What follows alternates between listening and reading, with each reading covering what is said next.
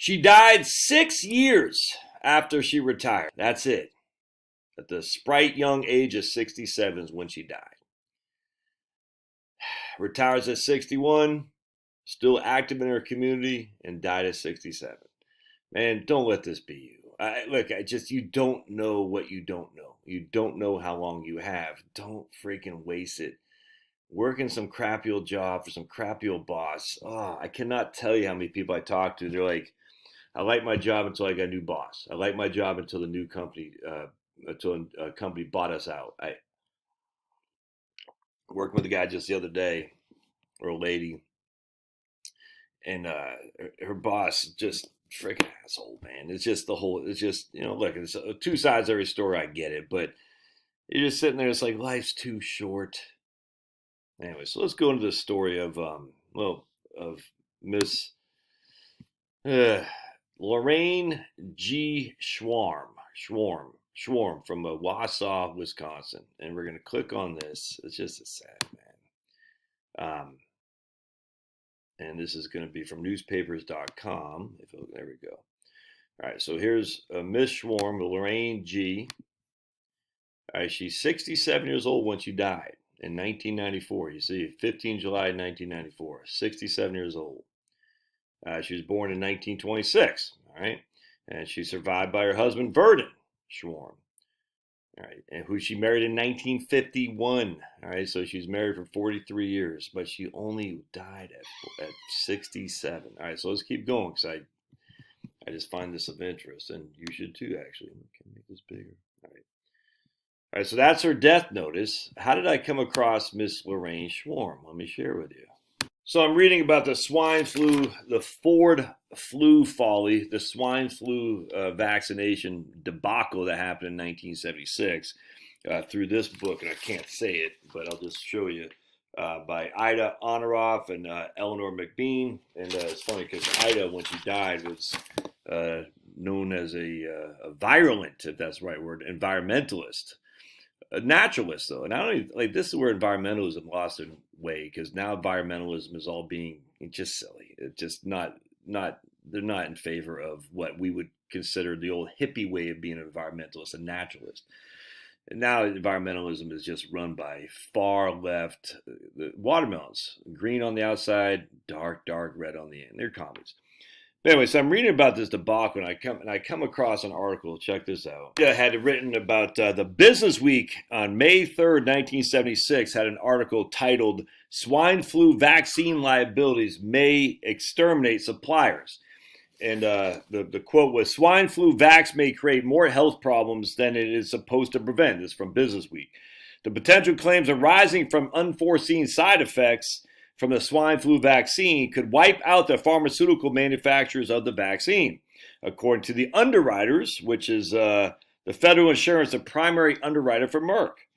Not only the product liability exposure, but the administrative tangles expected with a program of vaccinating over 200 million people in the space of a few months makes the risk uninsurable. Though Merck has done business with federal insurance for some 30 years, they only carry a $10 million deductible. They only carry an estimated $10 million on their liability policy. Underwriter felt it was not convinced that Merck had time to test the vaccine for side effects.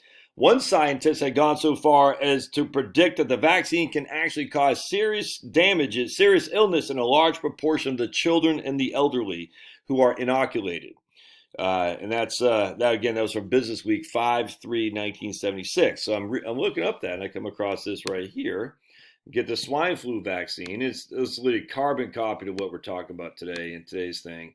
And right here, as Lorraine Schwarm, supervisor at Wausau Nurses, commented recently, there's no reason to be afraid of the swine flu vax. It's one of the safest vaccines you can give. I've already got mine. I have no fears whatsoever in giving it.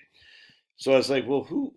I mean, just sad, because she obviously didn't know what she was talking about, but she followed the best science at the time. So I'm just looking her up and said, what was her story? Because I was like, whatever happened to her? Thinking, I don't know. And then still check this out. She died right there in 1994, July. Here in 1990, December 25th, 1990, she did this thing. I mean, only 4 years before she died. She had no clue she'd die 4 years after this. Look at this. Right there. She created this. Let us adore a crochet at the Verdun and Lorraine home. That's their house right there. They put that, whatever a crochet is. Crochet? I don't even know what that is. Celebrates the holiday season. The crochet made by Verdun Schwarm's brother has been displayed for 32 years. So she was still active putting stuff out in her yard. Presumably she did. Maybe her husband, I don't know. But I mean, I assume she wasn't ill. I don't know. And then we keep going back here. We're going to see right here. 1988, 1989. So check this out. Hold on just a second. Make this bigger. Bring it over here. They want to replace Lorraine Schwarm in 1989. And this is what, April 1989, because she had just retired in 1988. It's just, man. And that's the county, because she was the chief of nurses in the Wausau City District, whatever it is. And so then we'll see right here, 1988, October 17th, 1988. We're going to see her retirement. Right here, Krubog recommended accepting the resignation of Fran Vo, whatever that is, and the retirement of Lorraine Schwarm, administrator of nursing services, effective 12/31/88. So she died literally 5.5 years after she retired. Just sad, man. And let's just keep going down here. We'll go down because she was seemed like a very nice lady, man. Very active in her church, very active in the community. Was a true believer in vaccinations and whatnot. So this isn't a ding on her whatsoever. Welcomed a grandson here. And here, even this right here. She completed the through the Lutherans. I think this is the Lutheran Church. Yeah, take retirement plan. So Verdun and Lorraine Schwarm have successfully completed the requirements to become leaders of a pre-retirement planning program known as SMART. They joined 237 other SMART leaders across the country who offer those near retirement help in preparing for their new lifestyles. Yeah, the workshops are sponsored by the Aid Association of the Lutherans. So she wasn't forward into retirement planning. She probably got a nice pension. I don't know. But then we keep going down here too. And hold on a second, pause here. In 1981, a series directed The Challenge of Parenthood, a 6-week series of classes entitled Challenge of Young Parenthood. We're going to include a medical doctor, a family practitioner who will speak on how children grow and develop, a PhD, a clinical psychologist of child management, a registered nurse, master of nurse practitioner, safety, emergency care, and health problems in infants. I'm sure there are going to be family health planning services from this lady. Family sexuality issues and family planning, and you can register with Lorraine. Look, she obviously bought hook, line, and sinker. I guarantee they're talking heavy on the Javas back then, and she bought it hook, line, and sinker. And there's nothing wrong with it. Doesn't make it evil. It just means you've been misguided. But it's just sad. And so, she devoted her whole career to helping people. Obviously, what she thought was helping people.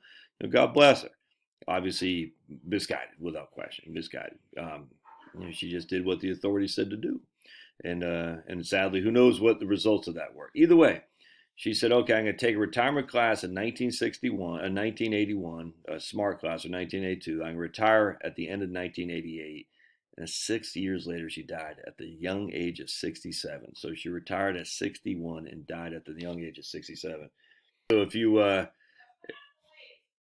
regardless, the point being is at the end of the day, you just don't know. You don't know how many years you have left. I know many of us have been following there. We're all going to live to 95.